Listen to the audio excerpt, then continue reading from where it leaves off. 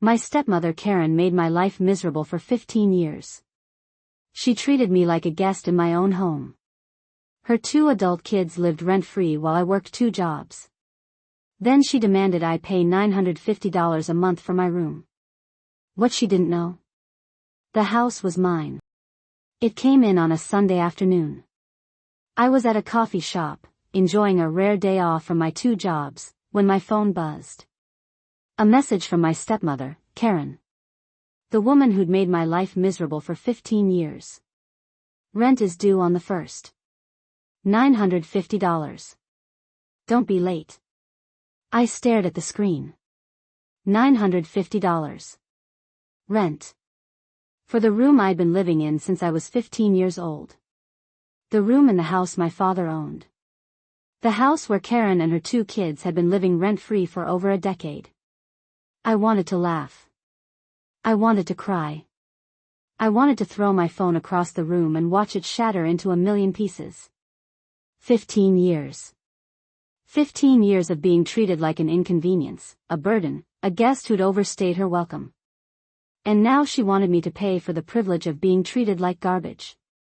Instead, I took a deep breath and typed back, "Since when do I pay rent?"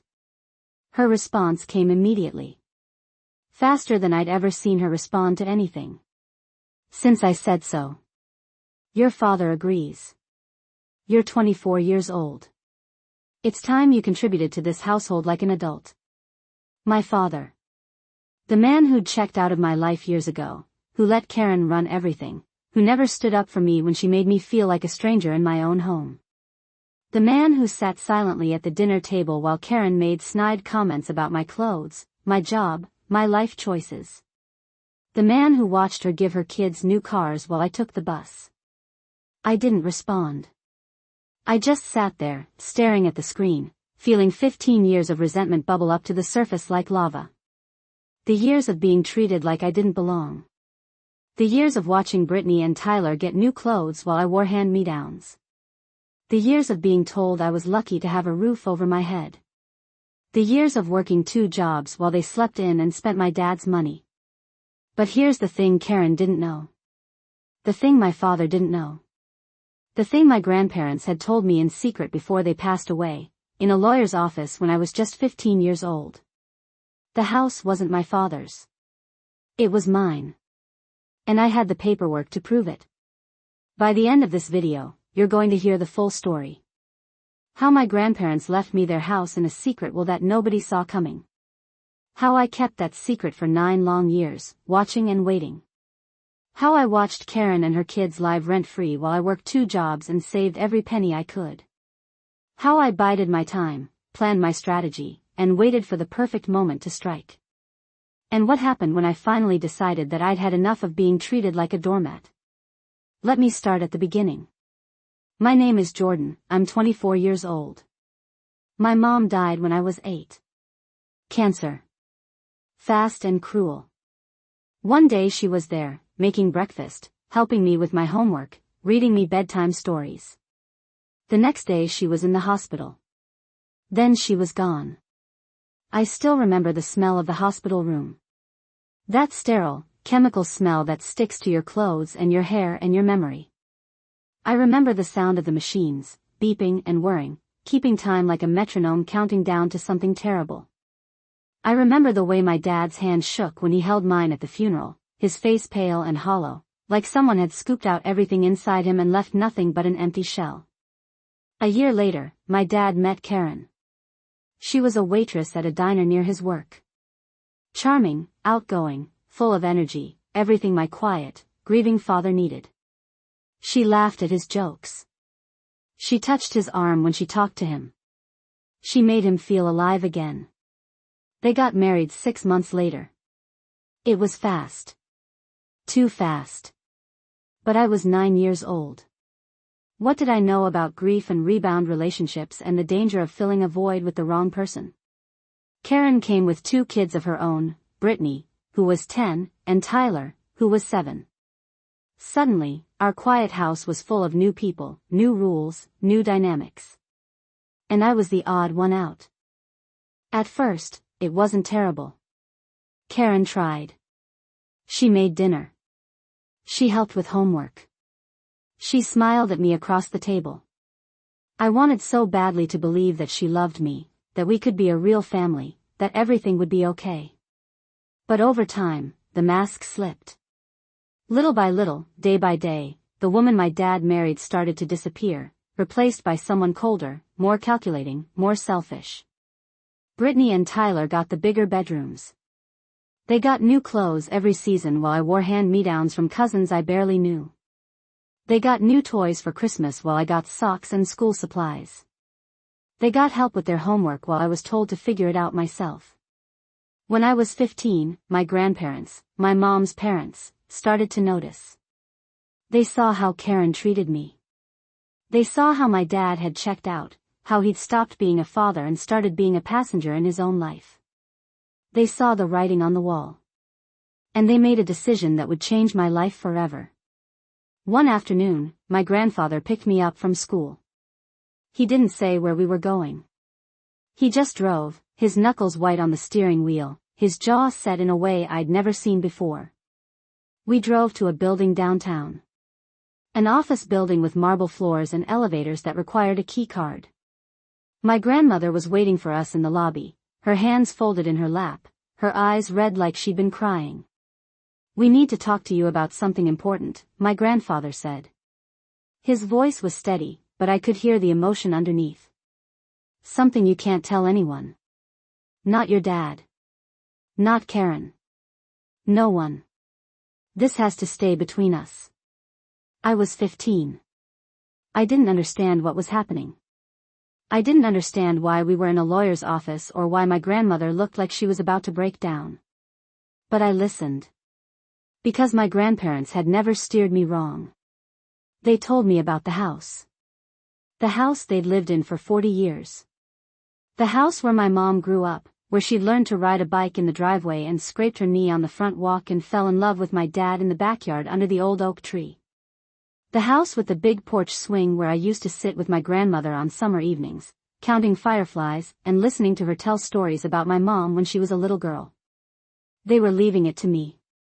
Not to my dad. Not to Karen. To me. "The house is paid off," my grandmother said, her voice trembling.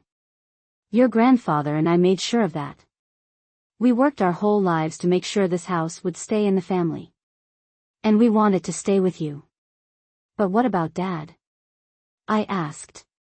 "Shouldn't he get it?" My grandfather shook his head. "Your father is a good man, but he's not strong. Not when it comes to Karen. If we left the house to him, she would take it. She'd take it and leave you with nothing. We've seen the way she treats you.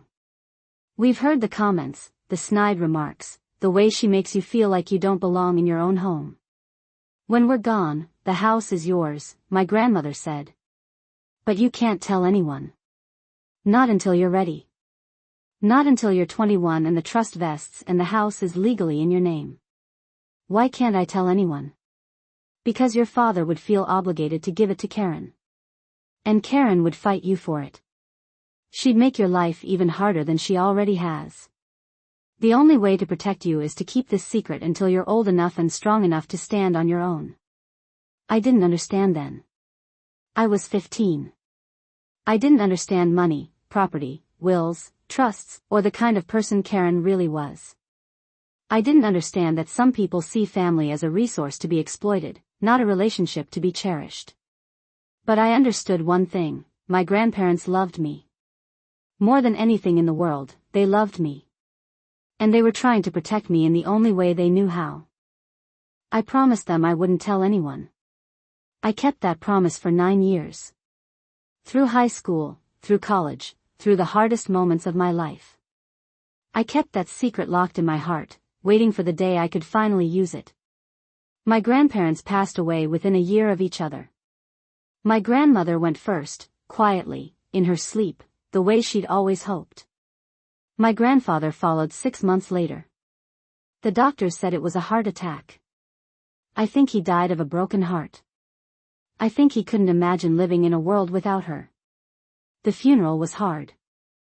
Harder than anything I'd been through since my mom died. Standing at the grave, watching them lower my grandfather into the ground next to my grandmother. I felt like the ground was swallowing me too. But the reading of the will was harder. Much harder. Everyone expected the house to go to my dad. He was their only child. It made sense. When the lawyer announced that the house had been left to me, in trust until I turned 21, the room went completely silent. My dad stared at me, his mouth open, his eyes wide with shock. Karen's face turned red, then purple, then red again. Brittany and Tyler looked confused, like they couldn't understand why anyone would leave anything to me. What does that mean? Karen demanded, her voice sharp enough to cut glass. She's a child. How can a child inherit a house? That doesn't make any sense. The lawyer explained that the house would be held in trust until I turned 21. Until then, my dad would be the trustee. He would manage the property, pay the taxes, handle the maintenance. But the house was mine. Legally, irrevocably, undeniably mine. Karen argued. She yelled. She screamed. She threatened to sue, to contest the will, to drag everyone through court for years. But the will was ironclad. My grandparents had planned for this. They'd hired the best estate lawyer in the city. They'd dotted every I and crossed every T. That night, my dad came to my room. He looked tired. Old. Like the weight of the world was pressing down on his shoulders and he didn't know how to carry it anymore. Why didn't you tell me? He asked, his voice barely above a whisper. Because they asked me not to. Karen is furious. She won't stop talking about it. She says you've been hiding this from us for years, manipulating us, plotting against us. I wasn't plotting against anyone. I was keeping a promise to my grandparents. Your grandparents didn't trust me. They didn't trust Karen. There's a difference. He flinched like I'd slapped him. But he didn't argue. Because he knew I was right. Karen is going to make our lives hell, he said. She's already been making my life hell for years. You just didn't notice. He didn't say anything after that. He just stood there, looking at me like he was seeing me for the first time. Then he turned and walked away. For the next 6 years, I lived in that house. Karen never let me forget that it was supposed to be hers. She made comments at dinner. Snide remarks in the hallway. Passive-aggressive notes on the refrigerator. You're lucky we let you stay here, she'd say. Most kids your age are out on their own. You're lucky we don't charge you rent, she'd say. This is a generous arrangement we have. You're lucky your grandparents left you anything at all, she'd say. They should have left it to your father. I was working 2 jobs by then.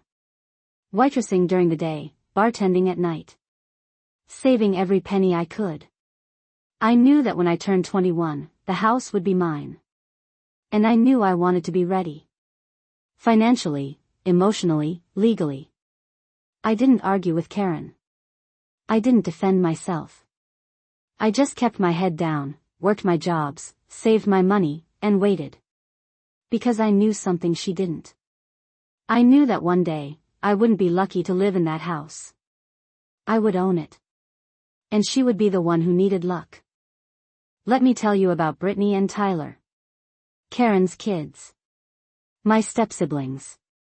The 2 people who somehow managed to do nothing with their lives while expecting everything from everyone else. Brittany was 25 when this story starts.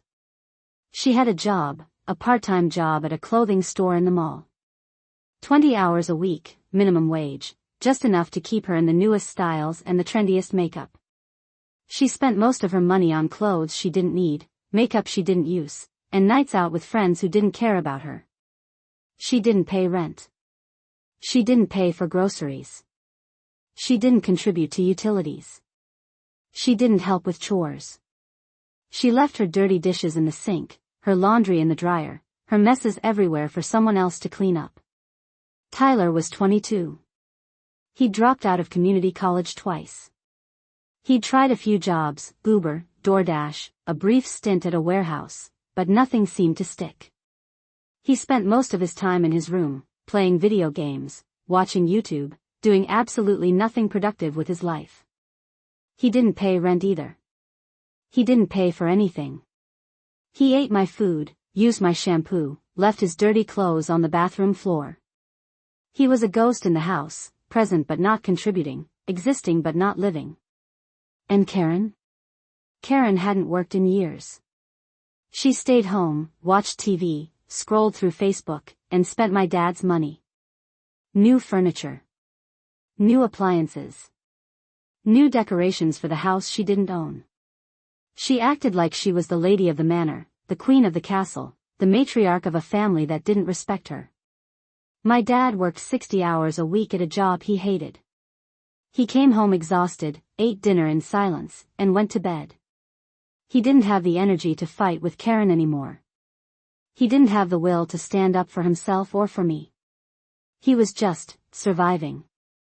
I was the only one in that house who worked consistently. The only one who saved. The only one who thought about the future. The only one who understood that life doesn't hand you anything, you have to earn it. And Karen wanted me to pay rent. The $950 rent demand wasn't the first time Karen had tried to get money out of me. Over the years, she'd asked for contributions toward groceries, utilities, and household expenses. I'd given her small amounts here and there, just to keep the peace. $50 here. $100 there. Whatever it took to avoid another screaming match. But $950 was different. That was real money. Money I was saving for a down payment on, well, on nothing now. Because the house was already mine. I didn't need a down payment. I needed a backbone. I did the math. $950 a month was $11,400 a year. Over the 6 years since I'd turned 18, if I'd been paying that, I would have given Karen nearly $70,000. For a room in a house that was legally mine. The audacity was staggering. The entitlement was breathtaking. And the more I thought about it, the angrier I got. I thought about just telling her. Just walking into the kitchen and saying, actually, the house is mine, and you're the one who should be paying rent. But I wasn't ready. Not yet. I wanted to wait until I turned 21, until the house was officially in my name, until I had the legal standing to do something about it. So I paid. I sent her $950 on the first of the month. And I started planning. I spent the next few months doing research. Lots of research. I wanted to know exactly what I could and couldn't do. I wanted to be prepared for every possible scenario. I wanted to make sure that when I made my move, I did it right. The numbers on eviction. In most states, if someone has been living in a property for more than 30 days, they have established tenancy, even if they've never paid rent. That means you can't just kick them out. You have to follow the legal process. To evict someone, you need to give written notice. The amount of notice varies by state, but it's usually 30 to 60 days. In my state, it was 30 days. You can't just change the locks or throw their stuff out on the curb. That's called a self-help eviction, and it's illegal in most places. You can be sued for damages, and you'll lose. The legal eviction process can take anywhere from 30 days to 6 months, depending on the state and the tenant's willingness to fight. Some tenants drag it out for as long as possible, forcing you to go to court multiple times. If the tenant has no lease and pays no rent, they're considered a tenant at will. That means you can terminate their tenancy at any time, as long as you give proper notice. The numbers on property inheritance. About 30% of inherited property disputes involve family members who aren't direct heirs. Stepparents and stepsiblings are the most common source of conflict. The average cost of an inheritance dispute is $20,000 to $50,000 in legal fees. Some disputes go on for years and cost hundreds of thousands of dollars. Having a clear, legally binding will is the best protection against family disputes. Trusts are even better because they don't go through probate. About 60% of Americans don't have a will. That's how family feuds start. I had that. My grandparents' will was clear. The trust was ironclad. The house was mine. And I was almost 21. I also researched tenant rights in my state.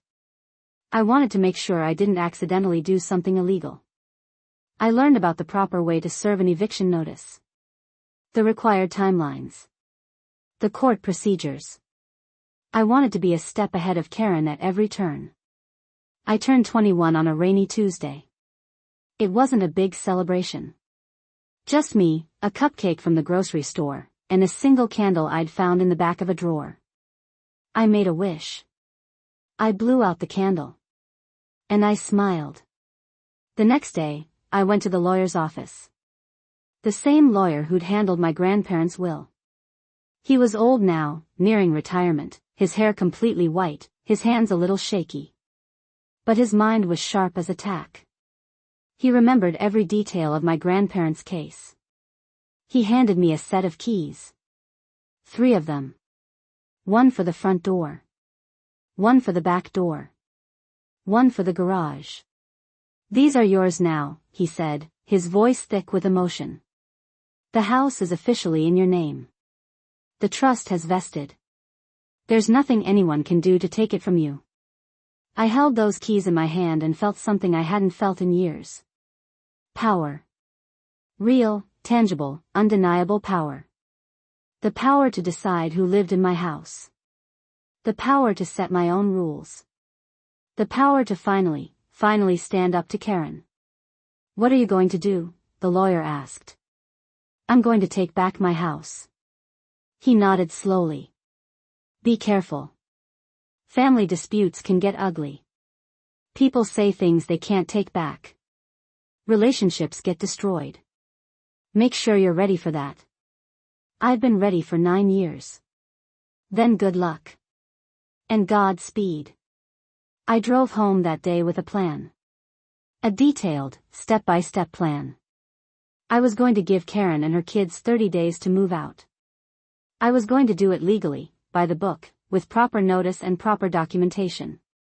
I was going to give them every chance to leave peacefully. But if they didn't leave? If they fought me? If they tried to drag this out? I was going to evict them. And I wasn't going to feel bad about it. Not even a little. I wrote the notice that night. I typed it out on my laptop, reading it over and over, making sure every word was perfect. 30 days. That's what the law required in my state. 30 days to vacate the property. I printed it out on white paper. Signed it with a black pen. Folded it neatly and put it in an envelope. The next morning, I woke up early. Earlier than everyone else. I made coffee. I sat at the kitchen table. And I waited. Karen came down around 8 a.m., shuffling into the kitchen in her bathrobe, her hair a mess, her eyes still half closed. She went straight for the coffee pot, not even looking at me. Karen, we need to talk. She glanced at me, annoyed. What now? It's too early for your drama. It's not drama. It's important. She poured her coffee, added cream and sugar, and sat down across from me. Fine. Talk. I slid the envelope across the table. This is your 30-day notice to vacate the property. She stared at me. Then at the envelope. Then back at me. What are you talking about? The house. It's mine. My grandparents left it to me. I turned 21 yesterday. The trust has vested. The house is officially in my name. This is your father's house. No. It's not. It never was. He was just the trustee. He managed it until I was old enough to take over. But the house has always been mine. She opened the envelope with shaking hands. Read the letter. Her face went pale, then red, then pale again. You can't do this. I can. And I am. You have 30 days to get you and your kids out of my house. What about your father? He can stay. If he wants. The house is big enough for 2 people. But you and your freeloader kids? You're gone. She started screaming. The kind of screaming that wakes up the whole house. Brittany came running down the stairs in her pajamas. Tyler stumbled out of his room, still half asleep, his video game controller still in his hand. "What's going on?" Brittany demanded, her voice shrill. "Your sister is kicking us out," Karen shrieked. "She's taking the house. She's throwing us out on the street." "It's my house," I said calmly, standing up from the table. "It's always been my house. You've been living here rent-free for years. You've been treating me like a guest in my own home. And now it's time for you to go." "This is illegal," Karen spat. "You can't just kick us out. We have rights. You have the rights of a tenant at will. Which means I have the right to terminate your tenancy with 30 days' notice. That's what I'm doing. I'm calling my lawyer." "Go ahead. I've already talked to mine. The house is mine. The will is ironclad. There's nothing you can do." The next 30 days were chaos. Pure, unadulterated chaos. Karen called her lawyer. She called 3 lawyers, actually. She spent hundreds of dollars on consultations, only to be told the same thing by every single one. The house was mine, the will was valid, and she had no legal standing to fight it.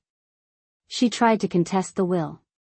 Her lawyer told her it would cost $10,000 just to file the paperwork, with no guarantee of success. She didn't have $10,000. She'd never saved a dime in her life. She called my dad at work, crying, screaming, demanding that he do something. My dad called me that night. "Jordan, what are you doing?" "I'm taking back my house, Dad. Karen is your stepmother. Brittany and Tyler are your siblings. Karen is a woman who treated me like garbage for 15 years. Brittany and Tyler are adults who've never worked a day in their lives. They've been living off you and off me. And I'm done. Where are they supposed to go? That's not my problem. They're adults. They can figure it out. Jordan. Dad, I love you. But you let this happen. You let her treat me like I didn't belong. You let her kids take everything while I got nothing. You sat at that dinner table night after night and said nothing while she made me feel like a burden. I'm not asking for your permission. I'm not asking for your blessing. I'm telling you what's happening." My dad was quiet for a long time. So long that I thought the call had dropped. When he spoke again, his voice was different. Softer. Weaker. Like he'd been carrying a weight for years and had finally put it down. "I'm proud of you." "What?" "You heard me. I'm proud of you. I should have stood up to her years ago. I should have protected you. I should have been a better father. But I didn't. I was weak. I was scared. I didn't want to be alone. I know, Dad. I'll stay in the house. With you. If you'll have me. But Karen and the kids, they need to go. I know that now. I should have known it years ago. I didn't know what to say. I'd spent so long being angry at my dad that I'd forgotten he was a victim too. Karen had manipulated him, isolated him, worn him down over years of emotional abuse. He wasn't the villain. He was just a broken man who'd made bad choices because he was too scared to make good ones. "You can stay, Dad. As long as you want. This is your home too. It always has been. Thank you, Jordan. Thank you." The 30th day came faster than I expected. Karen had spent the month fighting, delaying, and making excuses. She'd called more lawyers. She'd tried to guilt my dad into changing my mind. She'd left nasty notes around the house, accusing me of being selfish, cruel, heartless. But finally, she had no choice. I watched from the porch as they loaded their things into a U-Haul. Karen was crying. Not sad tears, angry tears. The kind of tears that come from a place of entitlement, from the belief that the world owes you something and you're not getting it. Brittany was yelling at Tyler to help. She was always yelling at Tyler. Their relationship was a cycle of conflict and resentment, two people who'd never learned to take responsibility for anything. Tyler was sitting in the truck, staring at his phone, doing absolutely nothing. He'd spent the entire month playing video games instead of packing. Now he was shoving clothes into garbage bags, his face blank, his eyes empty. My dad stood next to me on the porch. His face was sad, but also relieved. Like a weight had been lifted off his shoulders. Like he could finally breathe. "Where are they going?" I asked. "Karen's sister's place. Just for a while. Until they figure things out." "Do you think they will?" "Figure things out?" My dad shook his head slowly. "I don't know. I hope so. But I'm not going to hold my breath. They've had years to figure things out. They never did." The U-Haul pulled away. Karen didn't look back. Neither did I. Brittany flipped me off through the window. I smiled and waved. Tyler stared straight ahead, already lost in his phone again. And then they were gone. The house was quiet after they left. Too quiet.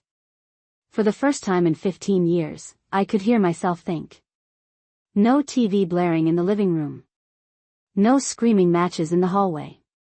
No passive-aggressive notes on the refrigerator. Just peace. My dad and I sat in the living room that night, not talking, just existing in the space together. The silence was comfortable. Healing. "I'm sorry," he said again. "For everything." "I know, Dad. I should have been a better father. I should have protected you.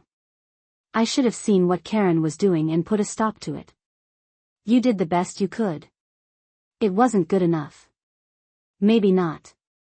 But it's in the past. We can't change it. We can only move forward." He nodded, wiping his eyes with the back of his hand. "What happens now? Now we figure out what kind of relationship we want to have. Without Karen. Without the drama. Just us." "I'd like that." "Me too." We sat in silence for a while longer. Then my dad spoke again. "Your grandparents would be proud of you, Jordan. They always believed in you. They always knew you were stronger than the rest of us. I miss them." "Me too. Every day." I want to share some numbers I found during my research. Because I think they help explain why this situation was so common, and why so many families fall apart over money and property. The numbers on inherited property. About 40% of inherited property disputes involve stepparents or stepsiblings. Blended families are particularly vulnerable to inheritance conflicts because of loyalty divides and competing claims. The average cost of an inheritance dispute is $20,000 to $50,000 in legal fees. Some disputes go on for years and cost hundreds of thousands of dollars. About 30% of families experience a permanent rift after an inheritance dispute. Siblings stop speaking. Parents and children become estranged. The damage can last for generations. Only about 40% of Americans have a will. That means 60% of people die without any legal documents saying who gets what. That's how family feuds start. The numbers on step-parent relationships. About 40% of children report feeling closer to their step-parent than their biological parent. Blended families can work when everyone is committed to making them work. But about 25% of children report feeling actively rejected by their step-parent. These children are more likely to struggle with mental health issues, relationship problems, and financial instability as adults. Children who lose a parent at a young age are more likely to struggle with step-parent relationships. Grief makes everything harder. The numbers on adult children living at home. About 50% of young adults aged 18 to 29 live with their parents. That's the highest rate since the Great Depression. Of those, about 25% pay no rent or contribute nothing to household expenses. They live rent-free, bill-free, responsibility-free. The most common reason for adult children not contributing? My parents don't ask me to. But when parents do ask, the children often become resentful. I was in that 25% for a while, the adult child living at home without paying rent. But I was also working 2 jobs and saving every penny. Brittany and Tyler were in that 25% too. But they weren't working. They weren't saving. They were just existing. The difference between us wasn't opportunity. It was mindset. This whole experience taught me a lot. About family. About boundaries. About knowing when to stand up for yourself and when to walk away. Your home is your sanctuary. For 15 years, I felt like a guest in my own house. I tiptoed around Karen, afraid of setting her off. I made myself small, hoping she wouldn't notice me.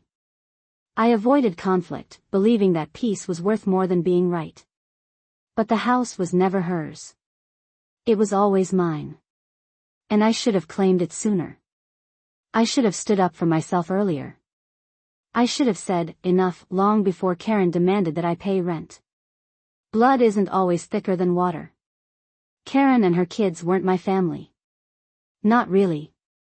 They were people who happened to live in my house. People who took advantage of my father's weakness and my patience. People who never treated me with the respect I deserved. When they treated me badly, I didn't owe them anything. Not loyalty. Not kindness. Not a place to live. Not a second chance. Boundaries aren't cruel. Setting boundaries with family is hard. It feels mean. It feels like you're pushing people away, closing doors, building walls. But boundaries are necessary. They protect you. They let people know what you will and won't accept. They create the conditions for healthy relationships. Without boundaries, people will take and take and take until there's nothing left of you. You can forgive without forgetting. I've forgiven my dad. Not because he deserves it, but because holding on to anger was hurting me more than it was hurting him. Forgiveness isn't about letting someone off the hook. It's about letting yourself off the hook. It's about choosing to move forward without the weight of the past dragging you down. But forgiving doesn't mean forgetting. It doesn't mean pretending nothing happened. It means acknowledging the past, learning from it, and choosing a different future. Sometimes you have to be the bad guy. Karen thinks I'm the villain. Her kids think I'm the villain. Some of you watching might think I'm the villain too. That's okay. I'm not here to be liked. I'm here to protect myself. And sometimes protecting yourself means being the bad guy in someone else's story. If you're watching this and you're in a similar situation, living with family who don't respect you, paying for things you shouldn't have to pay for, feeling like a guest in your own home, here's what I'd tell you. Know your rights. If the property is yours, legally yours, then you have the power. Don't let anyone make you feel like you don't. Research the laws in your state. Understand tenant rights and eviction procedures. Knowledge is power. Document everything. Keep records of conversations, texts, emails. Save voicemails. Take screenshots. If it goes to court, you'll need evidence. The more documentation you have, the stronger your case will be. Get a lawyer. Family disputes can get messy. Really messy. A good lawyer can help you navigate the legal system, protect your rights, and avoid costly mistakes. It's worth the money. Give them notice. You can't just kick people out. You have to follow the law. Give them written notice. Follow the proper eviction process. Do it by the book. It might take longer, but it will protect you in the long run. Be prepared for the fallout. People will be angry. People will say horrible things about you. People will take sides. Be prepared for that. Know that you're doing what's right for you, even if others don't understand. Take care of yourself. This is stressful. It's emotional. It's exhausting. Make sure you're eating, sleeping, taking care of your mental health. You can't fight for your home if you're falling apart. You deserve to feel safe in your own home. Not like a guest. Not like a burden. Not like an intruder. Safe. Respected. At peace. That's not too much to ask. That's the bare minimum. It's been 6 months since Karen and her kids moved out. The house is quiet now. Peaceful. The kind of peaceful I didn't even know I was missing. My dad still lives here. We're not close, not the way we should be, but we're better. We have dinner together sometimes. We watch TV. We talk about small things, work, the weather, what to watch next on Netflix. It's not the relationship I dreamed of when I was a little girl. It's not the father-daughter bond one sees in movies and on social media. But it's something. And something is better than nothing. I've started renovating the house. Painting the walls. Fixing the porch. Planting flowers in the garden. Making it mine. The way it should have been all along. The room that used to be Brittany's is now my home office. The room that used to be Tyler's is now a guest room. The room that used to be Karen's, the master bedroom, the one she claimed as hers the moment she moved in, is now my dad's room. He sleeps better now. He says the house feels lighter. I think he means it. Karen and her kids are living with Karen's sister. From what I hear, it's not going well. The sister is tired of them. There's tension. Fighting. The same patterns repeating. Karen complains about everything. Brittany is still entitled. Tyler is still lazy. Nothing has changed. I don't feel bad about that. I don't feel good about it either. I just feel nothing. They're not my problem anymore. They never should have been. So, what's the moral of this story? Karen demanded that I pay $950 in rent for a room in a house that was legally mine. So I evicted her, her 2 freeloader kids, and took back what was always mine. Some people will say I was too harsh. That I should have been more understanding. That family is family, and you don't kick family out. That I should have given them more time, more chances, more grace. Those people have never lived with a stepmother who made them feel like garbage every single day for 15 years.